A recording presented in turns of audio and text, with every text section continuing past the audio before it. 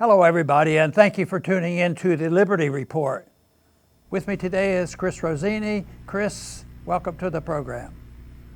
Great to be with you, Dr. Paul. Very good. I want to talk about inflation once again. There's a lot of misunderstanding about what it's all about. And the Fed is the engine of inflation, but they're in total denial on purpose, so they don't want blame for anything. The Fed notoriously, I'm sure you know, Chris, has always wanted to take credit for good times, and when times got bad, they wanted to take credit for getting us out of bad times. Well, I think of it a little bit differently. I think they give us all the bad times, and they cause, and they've never produced good times. But that's their goal, and people have become very dependent on the central bank and the Federal Reserve rigging interest rates and doing all these things. But you know, the Fed met this week, and Powell, came out with a statement that that has been repeated so often, and it has to deal with really the definition and what the story is about in inflation.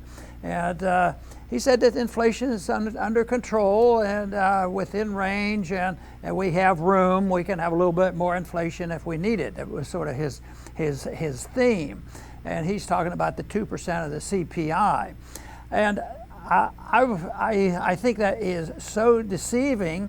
And I wanted to spend some today, Chris, on just talking about the reality of inflation, who causes it, and what kind of harm, what should they be looking at? And I postulated a question: what if the CPI is not a very good measurement of inflation? And quite frankly, I don't think it is, and it's done on purpose because there's no inflation. So therefore, the Federal Reserve can do what they want. The interest rates are low, and they're already ready, and they're already involved in trying to take care of the next recession, depression, and hasn't even theoretically started yet. But they have room now. They're treating it, but they're running out of tools and they're running out of ammunition because how much lower can they put interest rates? Because that's always the thing that can solve the problem. And lowering the interest rates is just inflation. They have to inflate to distort the market rate of interest, and that's the whole problem. And it works fine. It benefits the special interest groups. Wall Street loves it. The president loves it. The liberals love it. The conservatives love it. Everybody likes low interest rates, except it's so unfair, and that is the problem. The banks and the big corporations can borrow very cheaply. Government borrows very cheaply. The average person who gets stuck with a credit card debt, they pay 17% interest rates, and the people who have to borrow to get their kids to college, they have to pay high interest rates. So it's such an unfair system, and it is related to the fact that kids, are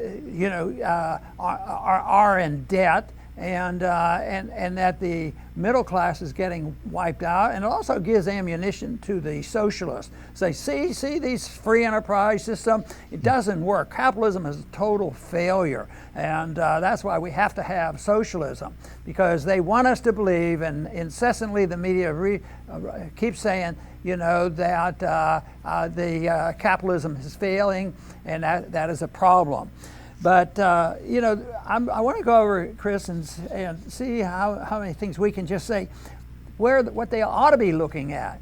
If I don't want them to look at the CPI, because even the CPI theoretically should give us some information of printing money, but there's a lot of reasons why it doesn't. Like one, they rigged the CPI, and the CPI is actually reported lower than it really is. And there's segments of the economy that has a much faster rising CPI than other areas. So it's not reliable. So I would like to get people to think otherwise, because it does affect prices. There's no doubt. In this regards, everything doesn't go up together. Right now, I would say the biggest bubble where the highest prices are, where there's going to be a big correction, I would say the price of bonds. The price, when interest rates are very low, and now they want them at negative rates, and that's a reflection of inflating the money supply. And they think this is good, but that's a price. So I would say, Chris, that we have a very, very big bubble in the bond market representing the debt, and the debt is another bubble created by inflation. And I would limit my definition of inflation to the increase of the supply of money and credit by the Federal Reserve System, creating very distorted interest rates. That's right, Dr. Paul. And you asked what should people do, and I would answer, trust your own judgment. I mean, I know just by looking at my bills that there is inflation. I don't need a government expert to tell me that there's no inflation. And that's the critical thing here for all Americans, is to trust yourself first. Even if you're wrong at times, as long as you're lying to yourself. That's what they do in Washington. They lie to themselves. But trust your own judgment. Now, Washington wants you to trust their judgment. They want you to trust their words, their experts, their so-called scientists and professors. And that's done to remove any confidence that you can have in yourself. And the media plays a major part in this too. The media is always trying to tell us, oh, the majority thinks this, the majority thinks that. Well, who cares what the majority thinks? If you're interested in the truth, it really doesn't matter what the majority thinks. So when you look at your own bills and you see that dollars are buying less, that's all you need. You don't need a CPI to tell you otherwise.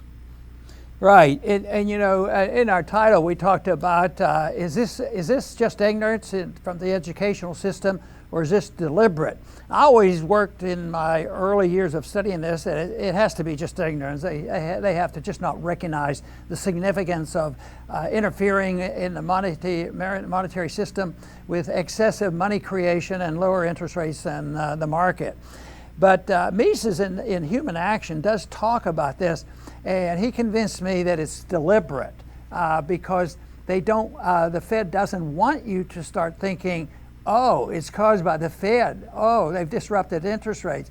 No, they want you to think that prices rise, because there's too much profiteering, or the wages are going too high because of labor unions. So they want to blame something else. And he claims it's deliberate. So all this nonsense about no inflation, I think it's very, very deliberate. They have to know what they're doing when the Federal Reserve people, because when you look at it, when you look at the spending and the debt building up and the distortion of interest rates and all the bubbles that are floating around, they say, don't worry about it. We're in charge here, and there's no inflation, so we don't have to worry. Matter of fact, that was one of the things they did in the Depression. They said there was no problem in the 20s because there was no inflation. But afterwards, especially in Murray Rothbard's book on the Great Depression, he pointed out that there was significant bank monetary inflation, which caused the inflation, and a lot of it went into the stock market. Right now, in the 70s, the inflation of the money supply went into a lot of consumers' goods, even worse than it is now, even though I don't think we see an accurate measurement of it. But they said no, they were reassuring themselves all through, no inflation, it's okay, but then they became believers that it was a stock market. Well, the Federal Reserve Board chairman that I knew over the years was always concerned about the Depression, and Bernanke was probably the most radical, but they were all the same, that we will never have a depression again, the money supply will never shrink, we will always provide the necessary money. And right now, look at the challenge they've had. They had this huge, serious recession in 08 and 09, and they got us sort of past that. They really didn't solve the problem, but they did it by printing a lot of money. I think they're prepared to do it again, and I think there's so much money into the system, and there's still interest rates rising like the other day, and we've talked about this. The repo rate jumped up to 10% because they said they didn't have enough money, which is astounding. So the markets are very, very powerful, and the corrections will come, and the system is just very, very fragile. Another thing that people don't talk about that creates this illusion is the fact that we have been able to have a very, very tricky export. We export our money, export the dollar, print the money, and buy stuff. We like cheap prices, and the people like to make stuff, and then they make profits. We get angry with them when they start accumulating dollars and spending them here and interfering because it's not long lasting. But no, we've been able to export a lot of inflation because the dollars go overseas and they don't immediately go into our consumer market. But it is a system that is, there's so much immorality involved on it. It's a fraudulent system, and people need to see it in those terms, not just bad economics. If a private company ever did this, it would be considered fraud. People would go to jail by deceiving the people. And ever since we've had a Fed, there's been deception, on what the money was all about until they finally totally and completely admitted to total failure and eliminated any relationship of the dollar to gold by 1971. So that is what has gone on. But I'd like for all of us to do a better job in pointing out, what we see in the market that is a reflection of what the Fed is doing, other than the CPI, because they say, oh, the CPI is okay. There's a lot of distortions in the market that we should be aware of. That's right, Dr. Paul, and you're totally right about this, the immorality of this entire system. And you called it, I believe, I've seen many times, an empire of lies. And that's exactly what it is. An empire of lies. Everybody sees what they want to see.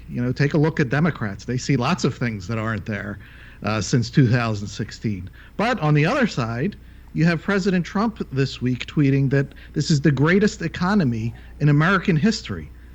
So there is no truth to be found anywhere in Washington. And while President is claiming the greatest economy in American history, the Fed is acting with desperation. They're doing QEs, even though they're not calling it QE.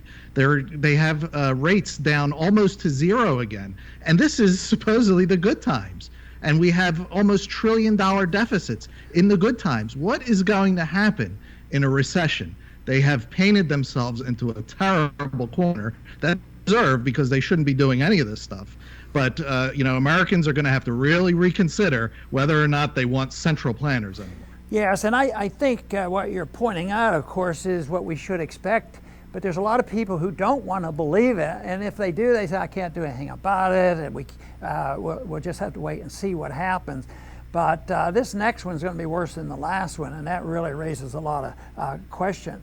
But some other places where I see inflation, the results of the inflating the dollar, where we have prices way out of proportion. How about in the military? How about the DOD? What about almost everything the government does? Prices are always much higher. What about the educational system that the government manages, or the medical system? Prices are way higher than the market would be otherwise. But there's another area that I think not many people talk about, and I just sort of thought about it recently, where there's a lot of price inflation, and that is in politics, outside of what the government's doing. How about in political campaigning? To run for president now, you don't need a couple $100 million. They're talking about $1 billion, to run for a major office. And they also spend a lot of money. And if you want to see where some of the money goes that people donate to campaigns, it's to the people who does the advertising, the running of the campaign, and that's always escalating. Even now you'll hear another record is set, special election, and that's a reflection of the fact that credit is easy, the money is floating around here, and they're pushing those prices up. But they're not included in anything the Federal Reserve would report, because they don't want you to think that it's related in any way that to the Federal Reserve. The Federal Reserve, they do not want to be blamed for any of these problems.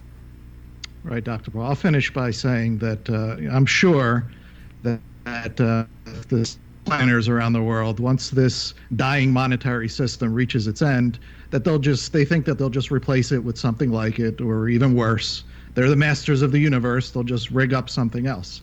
Well, that's not a given. And that's why it's important for a critical mass of people, not a majority, but a critical minority of people to be able to convey the ideas of sound money. And that means everybody watching this show, that means you. We all have our own, personal spheres of influence. And when the people around us are struggling and they're looking for answers, we have to be able to provide it for them. So, thank you for watching or listening to us on iTunes. If you understand and are able to convey the ideas of sound money and liberty, then the empire of lies has no chance. Very, very good, Chris. And I just want to reiterate a lot of what you've been saying there. And another thing that people don't realize is the big government occurs. A lot of people complain about big government one place or another, but big government doesn't occur just because taxes are high.